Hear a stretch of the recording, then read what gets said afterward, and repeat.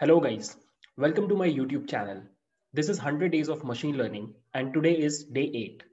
आज हम लोग पढ़ने वाले हैं कुछ इंपॉर्टेंट एप्लीकेशंस मशीन लर्निंग के। ठीक है, सो काफ़ी चीज़ें पढ़ ली अभी तक हमने।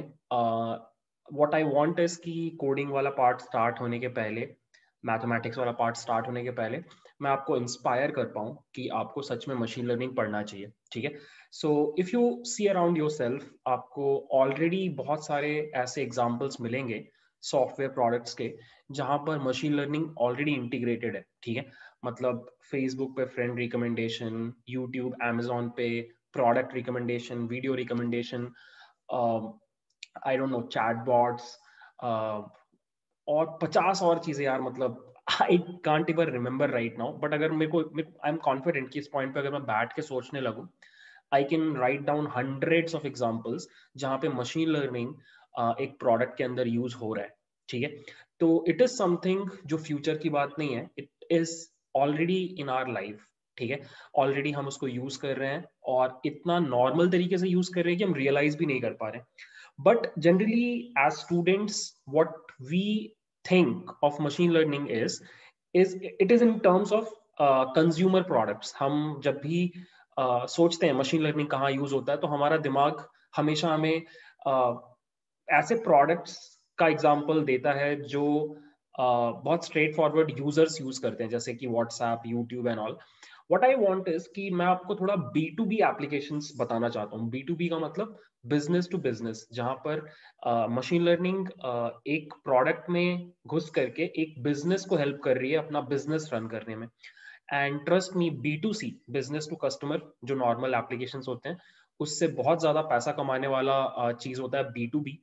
तो I would like to show you कि B2B में कैसे आपका मशीन लर्निंग कंपनीज को हेल्प कर रहा है और प्रॉफिट कमाने में। क्योंकि B2C examples, to be honest, आप थोड़ा भी यूट्यूब करोगे तो आपको भर के मिल जाएंगे।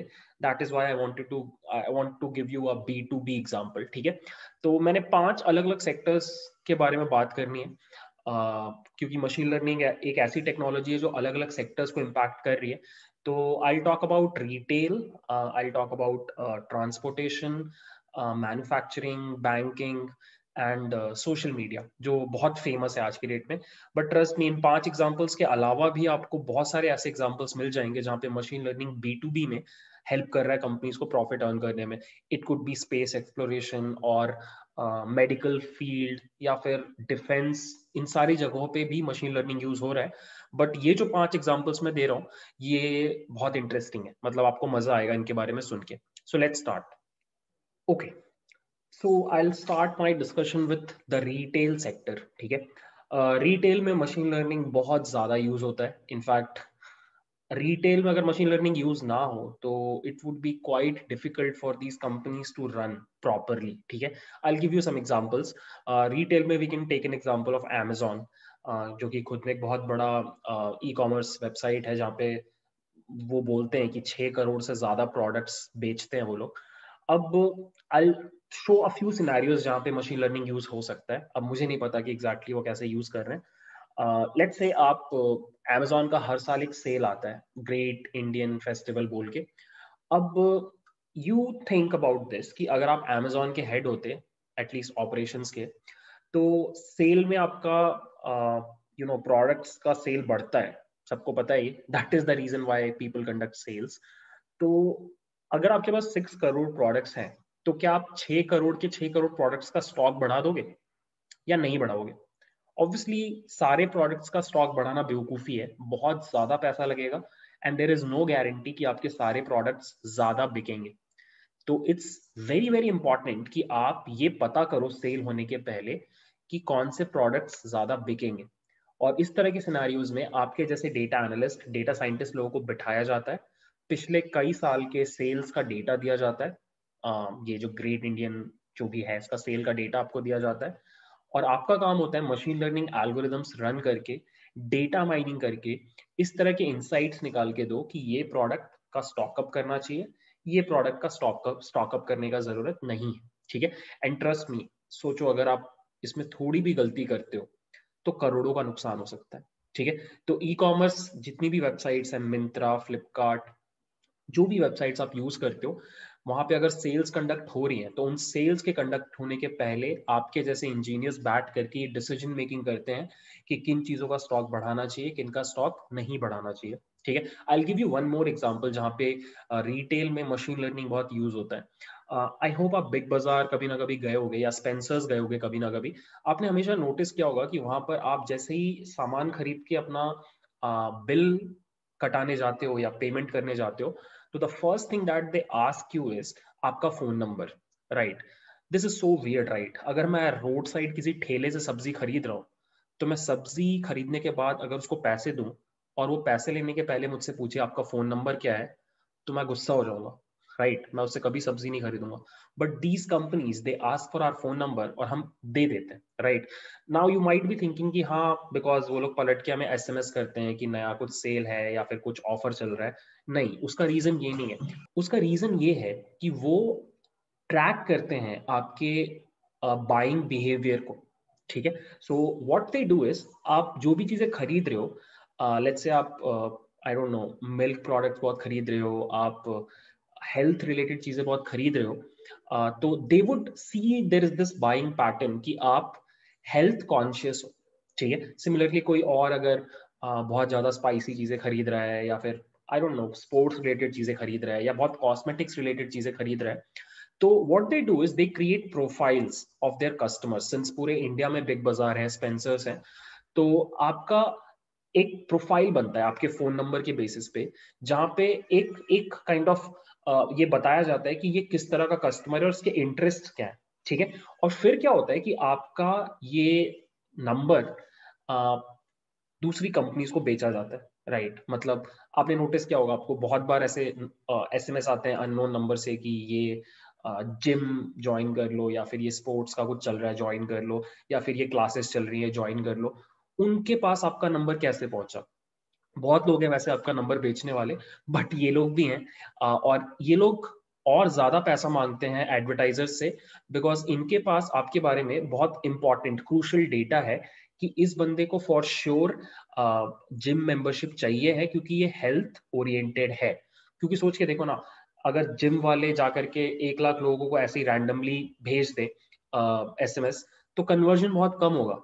वही अगर वो बिग बाजार से जाके डेटा खरीद रहे हैं और बिग बाजार वाले उनको सिर्फ 100 लोगों का फोन नंबर दे रहे हैं जो सच में बहुत इंटरेस्टेड है हेल्थ रिलेटेड प्रोडक्ट्स में, तो उनका conversion rate would be great. तो उनको 1 लाख एसएमएस करने से जितने रिजल्ट्स मिलने वाले थे, उतने रिजल्ट्स उनको सिर्फ 100 एसएमएस करने में मिल जाएंगे। तो बेसिकली टारगेटेड मार्केटिंग के लिए आपका प्रोफाइल क्रिएट कर रहे हैं ये लोग। यही सेम काम गूगल भी कर रहा है, यही सेम काम फेसबुक भी कर रहा है। इनफैक्ट अगर आप कोई भी प्रोडक्ट यूज कर रहे हो जिसके लिए आप पे नहीं कर रहे हो, most of the internet products we use but we don't pay for, तो उसके बारे में एक फेमस चीज कही गई है, if you are not paying for the product then you are the product. तो ये चीज यहाँ पे भी ट्रू है, आपका डेटा सच में बेचा जाता है। ठीक है, this is the second scenario जहाँ पे रिटेल में मशीन लर्निंग बहुत यूज हो रहा है, यहाँ पे आपका बाइंग पैटर्न देखने के लिए। थर्ड सिनेरियो इज दिस, आप ये फोटो देखो अपने स्क्रीन पे, यहाँ पर यू वुड सी कि कुछ प्रोडक्ट्स शेल्फ्स में रखे हुए हैं, आइल्स में। ठीक है, अब जब मैं पहली बार गया था, पहली बार नहीं बट मैं कभी भी जाता था पहले 3-4 साल पहले स्पेंसर्स या बिग बाजार में, तो मेरे अंदर एक क्यूरियोसिटी आता था कि कौन डिसाइड करता है कि सारे प्रोडक्ट्स का पोजीशनिंग क्या होगा। मतलब मुझे कैसे पता कि इस प्रोडक्ट के बगल में ये प्रोडक्ट ही होना चाहिए? अपेरेंटली ये चीज डिसाइड करने में भी मशीन लर्निंग का बहुत यूज होता है।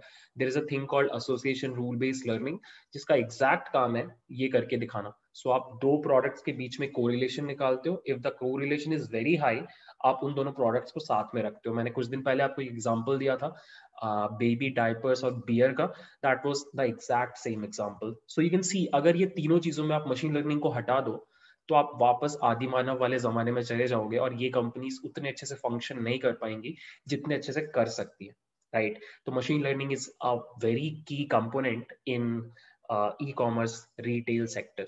ठीक है, now let's move on to the next sector, that is banking and finance.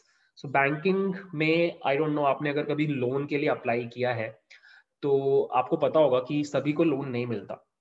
Loan अगर आपको चाहिए है तो पहले आपको अपना प्रोफाइल सबमिट करना पड़ता है, और वो प्रोफाइल के ऊपर पहले एक एनालिसिस होता है। सो 2 लेवल एनालिसिस होता है जनरली। एक मशीन लर्निंग एल्गोरिदम के थ्रू होता है, और फिर एक मैनुअल कोई लोन ऑफिसर के थ्रू होता है। तो जो मशीन लर्निंग एल्गोरिदम वाला स्टेज होता है, वहां पे क्या होता है कि आपके प्रोफाइल को कंपेयर किया जाता है पास्ट डिफॉल्टर्स से, जिन लोगों ने लोन नहीं चुकाया। अगर आपका प्रोफाइल और पास्ट डिफॉल्टर्स के प्रोफाइल में बहुत स्ट्रॉन्ग कोरिलेशन आता है, सिमिलैरिटी बहुत ज्यादा आता है, लेट्स से 80 आ रहा है आउट ऑफ 100, तो फिर ये बता रहा है आप मशीन लर्निंग कि ये बंदा हो सकता है, देयर इज अ 80% चांस कि ही विल नॉट पे बैक द लोन। तो उस केस में इट्स अ रेड अलार्म, और आपका बैंक आपको लोन नहीं देगा, आपका प्रोफाइल रिजेक्ट हो जाएगा। वही अगर आपका यू नो सिमिलैरिटी बहुत कम आ रहा है, 10, 15, 20, then that application is passed to the loan officer, जहां पर वो एक मैनुअल प्रोसेसिंग करने के बाद आपको लोन सैंक्शन कर देता है। ठीक है, तो बैंकिंग में और भी बहुत सारी चीजें हैं जहां पे मशीन लर्निंग यूज होता है। कहाँ पे ब्रांचेस खोलने चाहिए, कहाँ पे कस्टमर्स के लिए हम कौन सा प्रमोशन प्लान स्टार्ट करें, किस तरह के प्लान्स हम सिटीज में स्टार्ट कर सकते हैं, इस तरह की बहुत सारी चीजों के ऊपर मशीन लर्निंग इंप्लीमेंट होता है।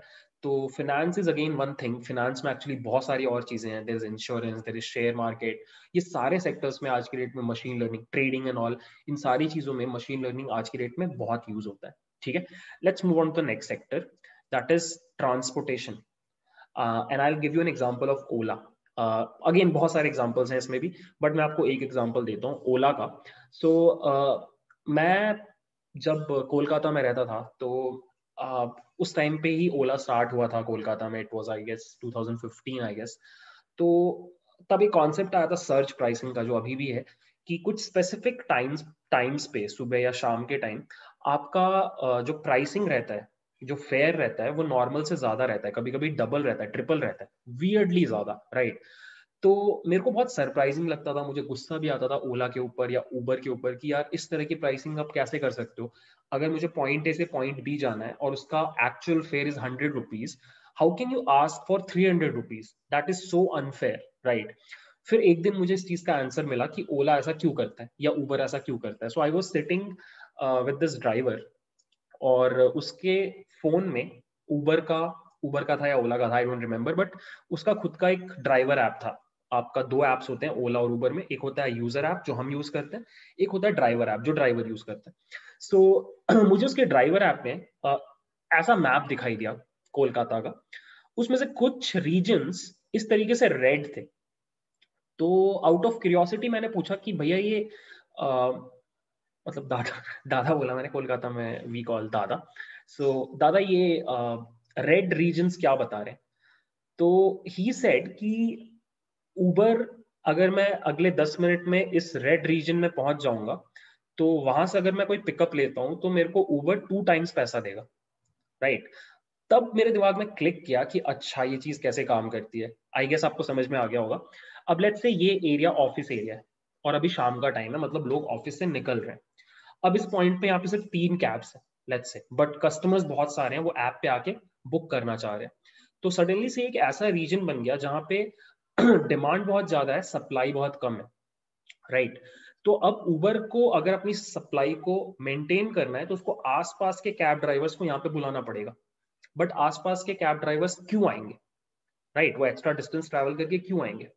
तो एक ही तरीका उनको लालच दे के बुलाने का कि उनको एक्स्ट्रा पैसे दिए जाएं। बट वो एक्स्ट्रा पैसे उबर अपनी जेब से देगा तो बहुत जल्दी कंपनी बंद हो जाएगी। तो दैट इज वाई वो एक्स्ट्रा पैसा जो लालच देने के लिए ड्राइवर को बोला जाता है, उबर जो देता है, वो एक्चुअली आपसे चार्ज किया जाता है। ठीक है, and that is why they say this कि prices are higher because of increased demand. ठीक है, तो हो क्या रहा है, वो सप्लाई मेंटेन रखने के लिए उबर इज डूइंग दिस कि आसपास में सारे जो ड्राइवर्स हैं उनको ये नोटिफिकेशन देता है। यहाँ पे देखो, यहाँ पे बोल रहा है कि अगर आप इस रीजन में पहुंचोगे तो 3.2x मिलेगा आपको, अगर आप इस रीजन में पहुंचोगे तो 1.8x मिलेगा। ठीक है, तो that is how this entire thing is created, right. Demand forecasting किया जाता है, जैसे कोलकाता में दुर्गा पूजा में बहुत ज्यादा डिमांड रहता है कैब्स का, तो किस पॉइंट पे कौन से जगह पे कितने कैब्स होने चाहिए और उसके हिसाब से कैसे रीडायरेक्शन करना है, इस तरह की चीजों में भी मशीन लर्निंग बहुत यूज होता है। ठीक है, आज की डेट में लॉजिस्टिक्स में जितने भी स्टार्टअप्स हैं, डिलीवरी का राउटिंग एंड ऑल, ये सब कुछ के लिए मशीन लर्निंग बहुत यूज होता है। ठीक है, स्विगी अपने एक बंदे को 3 ऑर्डर्स पकड़ा के भेज रहा है। अब उन 3 ऑर्डर्स को सबसे ऑप्टिमाइज तरीके से कैसे पहुंचाया जा सकता है, इसके ऊपर काम चलता है। गूगल मैप्स में बहुत चीजें हो रही हैं, तो ट्रांसपोर्टेशन सेक्टर में, लॉजिस्टिक्स में भी बहुत काम चल रहा है मशीन लर्निंग के ऊपर, ठीक है। The next one is manufacturing. So manufacturing में मैं आपको टेस्ला का एग्जांपल दूंगा, ऑल्दो ये एग्जांपल किसी के ऊपर भी एप्लीकेबल है।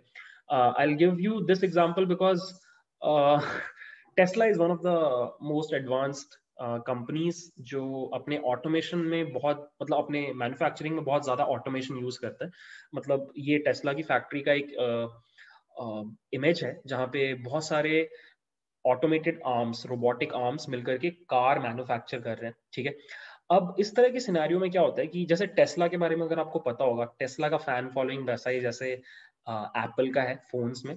तो टेस्ला का कार आता नहीं है कि उसके पहले ही बुकिंग स्टार्ट हो जाती है। मतलब टेस्ला की बुकिंग आप आज करोगे, प्रोबेबली 6 मंथ्स बाद आपको डिलीवरी होती है। That is how Tesla works. तो टेस्ला, अब सिंस आपने बहुत सारे लोगों से पैसा ले लिया है, तो आप हमेशा एक टाइट शेड्यूल पे कार्स मैन्युफैक्चर कर रहे होते हो। अब लेट्स से इन रोबोट्स में से कोई एक रोबोट खराब हो जाता है, लेट्स से जिसका काम है इंजन बिठाना, गाड़ी में इंजन को बिठाना, वो रोबोट खराब हो जाए, तो उस दिन टेस्ला की फैक्ट्री में कितनी कार्स बनेंगी? एक भी नहीं, क्योंकि गाड़ी में इंजन की जरूरत है, राइट। तो एक भी कार नहीं बनेगी और आप एक दिन शेड्यूल के पीछे चले जाओगे। और एज टेस्ला, जो 6 महीने पहले से पैसे उठा चुका है, वो ये नहीं कर सकता कि वो डीले करे डिलीवरी में, क्योंकि फिर बहुत गाली खाएगा, फीडबैक खराब होगा, और bad word of mouth publicity होने से कोई भी कंपनी डरती है, ठीक है।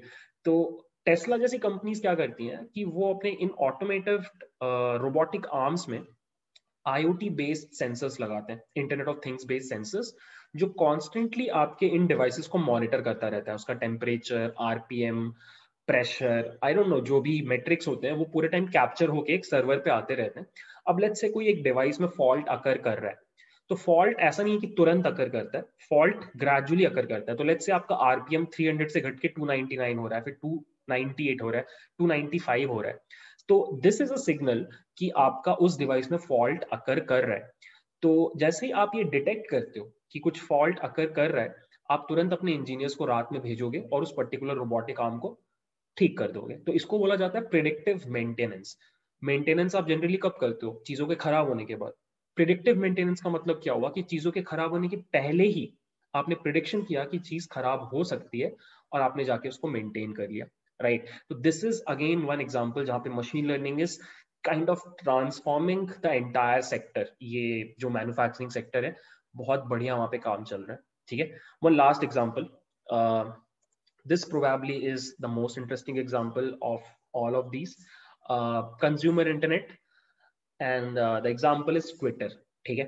So Twitter is one of those companies जो बहुत सालों से 2008 में स्टार्ट हुई थी, और but it was one of those companies जो बहुत प्रॉफिटेबल नहीं थी, मतलब बहुत ज्यादा पैसे नहीं कमा रही थी, इनफैक्ट पैसे ही नहीं कमा रही थी बहुत सालों तक। तो ट्विटर के जो इन्वेस्टर्स थे, जिन लोगों ने पैसे दिए थे और शेयर्स खरीदे थे ट्विटर में इनिशियली, वो लोग को थोड़ा डर लगने लगा कि फेसबुक 3-4 साल में पैसे कमाने लग गया था, गूगल 2 साल में पैसे कमाने लग गया था, ट्विटर पैसे क्यों नहीं कमा रहा। एंड एट वन पॉइंट लोगों को डर लग रहा था कि ट्विटर बंद हो जाएगा because there is no active source of revenue. तो उस पॉइंट पे ट्विटर के जो भी हेड्स थे, मुझे एग्जैक्टली नहीं पता, ये ब्लॉग में पढ़ा मैंने किसी ब्लॉग में, तो इस पॉइंट पे मेरे पास वो ब्लॉग का डिटेल नहीं है, एज इन उसका लिंक नहीं है, अदरवाइज मैं शेयर करता आपके साथ।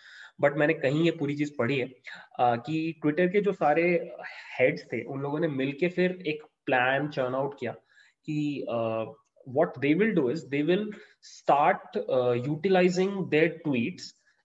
They will do sentiment analysis on the tweets, and then they will, use a plan to earn revenue from that sentiment analysis वाला चीज। अब अगर आप बिगिनर हो तो प्रोबेबली आपको सेंटिमेंट एनालिसिस क्या होता है शायद पता ना हो। तो what I will do is I will first show you कि सेंटिमेंट एनालिसिस किसको कहते हैं, और फिर मैं आपको बताता हूँ कि सेंटिमेंट एनालिसिस के आसपास क्या प्लान बनाया ट्विटर ने कि वो आज के डेट में एकदम मस्त प्रॉफिटेबल है। Let me show you. So if I go to my browser, ये एक वेबसाइट है जो मेरे एक स्टूडेंट ने बनाया था, मैंने प्रोजेक्ट दिया था, तो दे ही बिल्ड दिस वेबसाइट।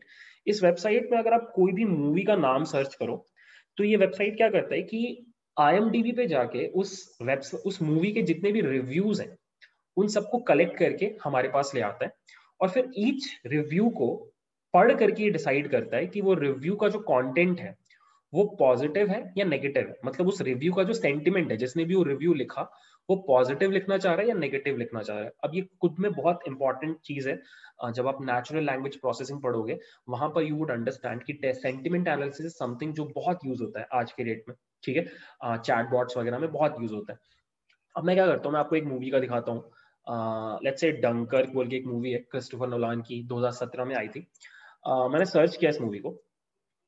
अब अपेरेंटली IMDb में दो अलग अलग मूवीज हैं, एक 1958 में आई थी और एक 2017 में आई थी।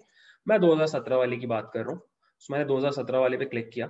अब थोड़ा सा टाइम लग रहा है क्योंकि मैं सारे रिव्यूज फेच करके ला रहा हूँ और फिर प्रोसेसिंग कर रहा हूँ कि उसका सेंटिमेंट पॉजिटिव है या नेगेटिव है। अब मैंने फिर एक रेटिंग भी किया, number of bad reviews divided by number of bad reviews plus number of good reviews. तो मेरा rating score is coming out to be 2.8, although Dunkirk का रेटिंग IMDb पे 7.8 है। अब यहाँ पे देखो, जो भी ग्रीन टेक्स्ट दिखाई दे रहा है वो मेरे सिस्टम को लग रहा है कि पॉजिटिव रिव्यू है। और जैसे ये पहला वाला देखो, brilliant cinematography, real planes flying, real destruction of planes, the most real as possible, जो भी है पढ़ के लग रहा है कि बंदा तारीफ करना चाह रहा है। और मेरे एल्गोरिदम ने डिटेक्ट भी कर लिया कि ये पॉजिटिव सेंटिमेंट है, ठीक है। ये सब पॉजिटिव सेंटिमेंट्स है।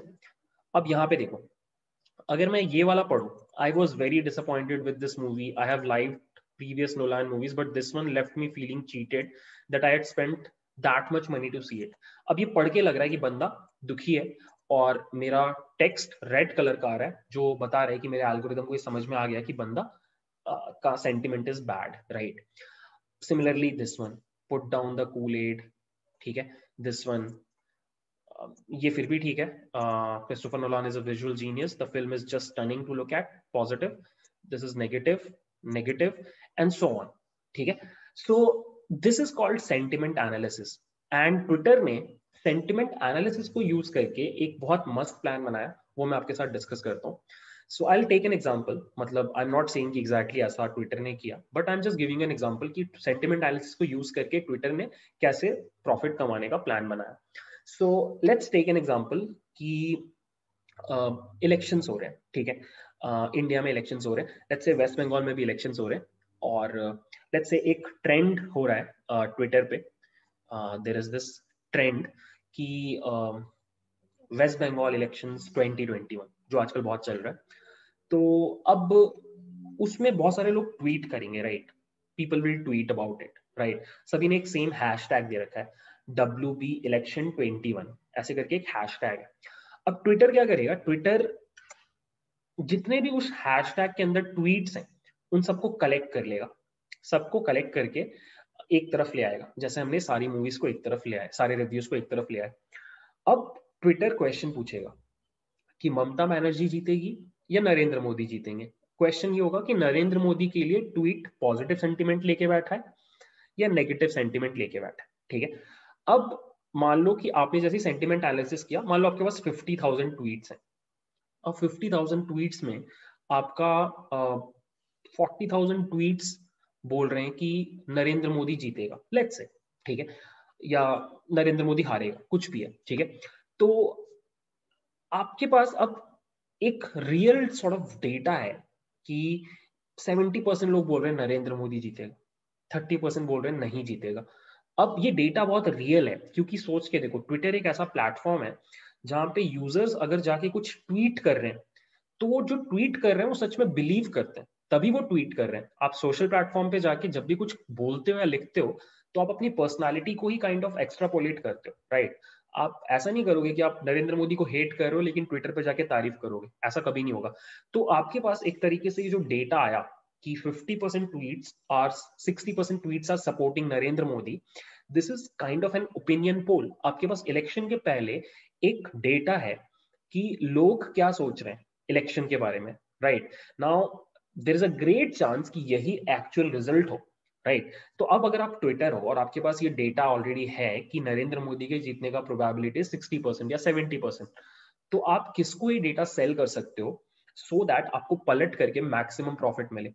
जब भी मैं क्वेश्चन क्लास में पूछता हूँ तो स्टूडेंट्स हमेशा मीडिया हाउसेस बोलते हैं, आज तक को बेचेंगे, इंडिया टुडे को बेचेंगे, और मैं हमेशा बोलता हूँ गलत है, क्योंकि सही जवाब है आप स्टॉक ब्रोकर्स को बेचोगे, या स्टॉक ब्रोकिंग जो कंपनीज होती हैं मॉर्गन स्टैनली या जेपी मॉर्गन, इस तरह की कंपनीज को आप बेचोगे जो स्टॉक मार्केट में पैसा लगाते हैं अमीर लोगों से लेके।